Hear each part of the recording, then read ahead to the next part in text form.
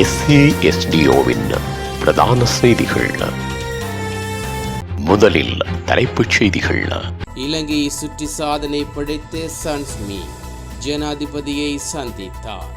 இலங்கை மின் திட்டங்களுக்கு இந்தியா நிதியுதவி. குளவி தாக்குதலால் 100 மாணவர்கள் வைத்தியசாலையில். யாழ் பல்கலைக்கழகத்தில் வாய்க்கு கருப்பு துணி கட்டி ஆர்ப்பாட்டம். யாழில் பரபரப்பு, வீதியில் இரத்த வெள்ளத்தில் கிடந்த பெண். மாணவிகள் குளியலறையில் ரகசிய கமரா, விடுதிக்கு முன்னால் பெரும் பரபரப்பு. தொடர்பன விரிவான செய்திகள். தாயக செய்திகள்.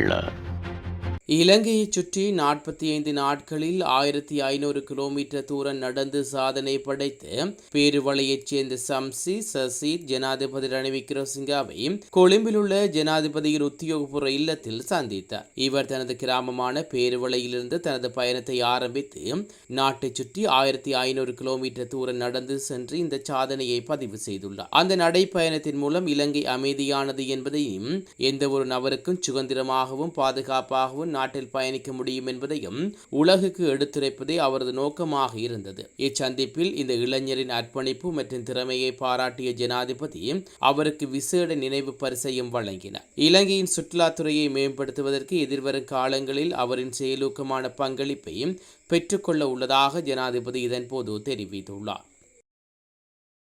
நெடுந்தீவு, நைனாதீவு மற்றும் மணலதீவு ஆகிய 3 தீவுகளில் புதுப்பிக்கத்தக்க எரிசக்தி அமைப்பை நிறைவேற்றுவதற்காக மின் திட்டங்கள் இந்திய மானிய உதவியின் கீழ் செயற்படுத்தப்பட்டு வருகின்றன. குறித்த 3 தீவுகளில் மக்களின் மின் தேவைகளை பூர்த்தி செய்வதை நோக்கமாக கொண்டு இத்திட்டங்கள் செயற்படுத்தப்பட்டு வருகின்றன. இந்த திட்டங்களுக்காக $11 மில்லியன் நிதியுதவி அளிப்பதாக இந்தியா உறுதியளித்துள்ளது. இந்நிலையில் மின் திட்டங்களுக்காக நிதியுதவியின் மூலம் தொகுப்பை இலங்கையிடம் இந்தியா நேற்று வழங்கியுள்ளது. இது தொடர்பான இலங்கை உள்ள இந்திய தூதரகம் எக்ஸ் தளத்தில் வெளியிடப்பட்டுள்ள பதிவில், இலங்கை மின்சக்தி மற்றும் எரிசக்தி அமைச்சரின் செயலாளர் சுலக்ஷ ஜெயவர்தன மற்றும் இலங்கை எரிசக்தி ஆணைக்குழுவின் தலைவர் ஆகியோரிடம் 3 தீவுகளின் மின் திட்டங்களுக்கான நிதியுதவியின் முதல் தொகுப்பு ஒப்படைக்கப்பட்டது என தெரிவிக்கப்பட்டுள்ளது.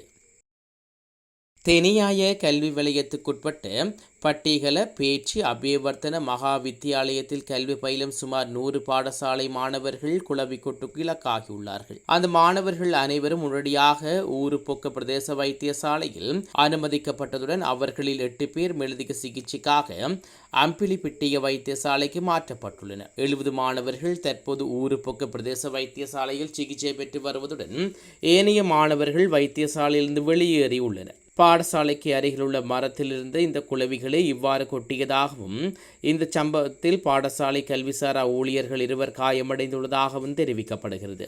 ஆனால் அப்போது பாடசாலையில் இருந்த ஆசிரியர்கள் மற்றும் பெற்றோர்கள் உடனடியாக மாணவர்களையும் பாதுகாப்பான வகுப்பறைகள், அதிபர் அறை, கணனி பிரிவுக்கு அனுப்பிவிட்டு குளவிகளை விரட்டுவதற்காக வெளியில் தீ வைத்து எரித்துள்ளதாக தெரிவிக்கப்படுகிறது.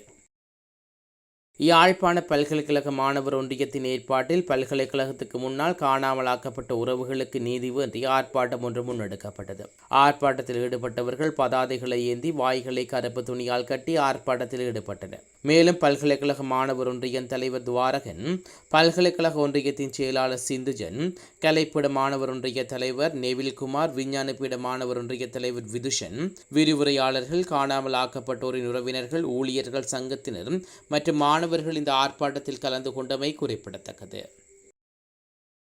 யாழ்ப்பாணம் கட்டுவன் மல்லாகம் வீதியில் இரத்த காயங்களுடன் பெண் ஒருவரின் சடலம் வீதியில் காணப்பட்டதால் பரபரப்பு ஏற்பட்டது. குறித்த பெண் வீதியில் சென்று கொண்டிருந்த போது யாராவது மோதி அல்லது தாக்கி இறந்திருக்கலாம் என அங்கிருந்தவர்கள் கூறியுள்ளனர். சம்பவம் தொடர்பாக போலீசார் மேலதிக விசாரணைகளை மேற்கொண்டு வருகின்றனர். உலகச் செய்திகள். இந்தியா ஆந்திர பிரதேசத்தில் உள்ள பொறியியல் கல்லூரி ஒன்றில் மாணவிகள் விடுதிக்குள் குளியலறையில் ரகசிய கேமரா இருப்பது கண்டுபிடிக்கப்பட்ட சம்பவம் பரபரப்பை ஏற்படுத்தியுள்ளது. அந்த கேமராவில் மாணவிகளின் காணொலி ரகசியமான முறையில் பதிவாகி இருந்ததாகவும், குறித்த காணொலிகள் சில மாணவர்களுக்கு விற்பனை செய்யப்பட்டதாகவும் இந்திய செய்திகள் தெரிவிக்கின்றன. இந்நிலையில் இச்சம்பவத்துடன் தொடர்புடையவர்களை கைது செய்ய வலியுறுத்தி மாணவர்கள் போராட்டத்தில் ஈடுபட்டுள்ளனர். இதனையடுத்து ஆண்கள் விடுதிகளைச் சேர்ந்த மாணவர் ஒருவரை காவல்துறையினர் கைது செய்துள்ளதாக இந்திய ஊடகங்கள் செய்தி வெளியிட்டுள்ளன. மீண்டும் தலைப்புச் செய்திகள். இலங்கையை சுற்றி சாதனை படைத்த சன்ஸ்மி ஜனாதிபதியை சந்தித்தார். இலங்கை மின் திட்டங்களுக்கு இந்தியா நிதியுதவி. குளவி தாக்குதலால் 100 மாணவர்கள் வைத்தியசாலையில். யாழ் பல்கலைக்கழகத்தில் வாய்க்கு கருப்பு துணி கட்டி ஆர்ப்பாட்டம். யாழில் பரபரப்பு, வீதியில் இரத்த வெள்ளத்தில் கிடந்த பெண். மாணவிகள் குளியலறையில் ரகசிய கமரா, விடுதிக்கு முன்னால் பெரும் பரபரப்பு.